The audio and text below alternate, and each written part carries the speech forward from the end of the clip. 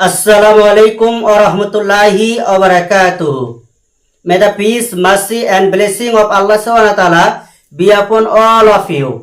আশা করছি আপনারা আল্লাহর অশেষ রহমতে অনেক ভালো আছেন। আমিও আল্লাহর রহমতে অনেক ভালো আছি।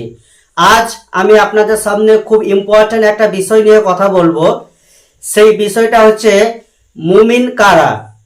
আপনারা হয়তো মনে করেন যে মুমিন তারাই যাদের গালে দাড়ি থাকবে, মাথায় টুপি থাকবে এবং বড় পাঞ্জাবি পরে থাকবে, তারাই হচ্ছে মুমিন। But this conception is totally রং। এই যে আপনাদের ধারণা, এই ধারণাটি হচ্ছে সম্পূর্ণ ভুল। যারা মুমিন তাদের মাথায় টুপি থাকবে, গালে দাড়ি রাখবে এবং বড় পাঞ্জাবি পরবে, এরাই যে মুমিন এমনটা নয়। মুমিন হতে গেলে 6টা তাকে বিষয়ের উপর বিশ্বাস করতে হবে। এই 6টা বিষয়ের উপর যদি সে বিশ্বাস করে তাহলে ইনশাআল্লাহ সে মুমিন হতে পারবে। তো আজকের বিষয়টি খুবই ইম্পর্টেন্ট একটা বিষয় হতে চলেছে, তাই ভিডিওটি স্কিপ না করে সম্পূর্ণ ভিডিওটি দেখবেন এবং আমার এই ভিডিওগুলি আপনাদের কেমন লাগে সেটা অবশ্যই কমেন্ট করে জানাবেন। আর ভিডিওটি যদি ভালো লাগে তাহলে অবশ্যই একটা লাইক করবেন। যারা মুমিন হবে তারা কোন বিষয়গুলির উপর বিশ্বাস রাখবে সেই বিষয়গুলো আজ আপনাদের মাঝে শেয়ার করব ইনশাআল্লাহ। যারা মুমিন হবে তারা টোটাল 6টা বিষয়ের উপর বিশ্বাস রাখবে। খুব মনোযোগ দিয়ে শ্রবণ করবেন বিষয়গুলো, কারণ একটা পয়েন্ট যদি আপনি স্কিপ করে দেন তাহলে কিন্তু বিষয়টা ভালো বুঝতে পারবেন না। তো যারা মুমিন হবে তারা সর্বপ্রথম যে বিষয়টির উপর বিশ্বাস রাখবে সেটা হচ্ছে আল্লাহর উপর বিশ্বাস রাখবে। অর্থাৎ তারা আল্লাহকে না দেখেই বিশ্বাস করে নেবে আল্লাহ এক, দ্বিতীয় কেউ নেই, এটা তারা বিশ্বাস করে নেবে। এটা হচ্ছে 1 নম্বর। 2 নম্বর হচ্ছে যারা মুমিন হবে তারা আল্লাহর নবী এবং রসুল সবার উপর বিশ্বাস স্থাপন করবে, মন থেকে বিশ্বাস করবে তারা এবং মুখে স্বীকৃতি দেবে। এটা হচ্ছে 2 নম্বর পয়েন্ট।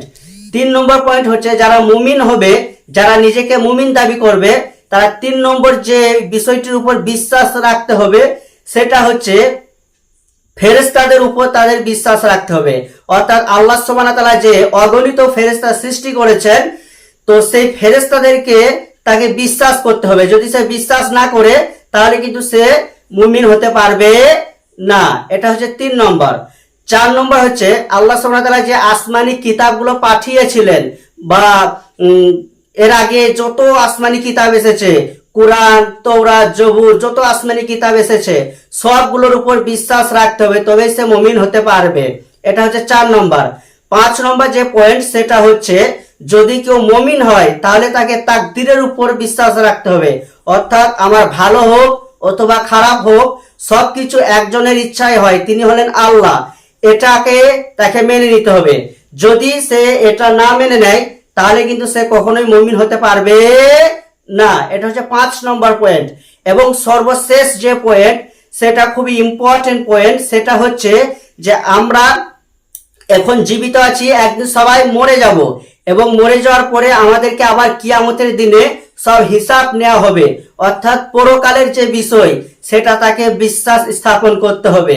যদি এই 6টি বিষয় সে মেনে নেয় মন থেকে তাহলে অবশ্যই সে মুমিন হতে পারবে। আর এই 6টি বিষয়ের মধ্যে কোনো একটা বিষয় যদি সে মেনে না নেয় তাহলে কিন্তু সে মুমিন হতে পারবে না। আশা করছি আজকে তাহলে আপনারা ক্লিয়ার হয়ে গেলেন মুমিন কারা এবং আপনাদের যে ভুল ধারণা ছিল মুমিন সম্পর্কে সেটাও দূর হয়ে গেল। ভালো থাকবেন, সুস্থ থাকবেন, সাথে থাকবেন। ইনশাআল্লাহ আবারও কোনো এক ভিডিওতে আপনাদের সঙ্গে দেখা হয়ে যাবে। আজকের মতো আলোচনা এখানে সমাপ্ত করছি।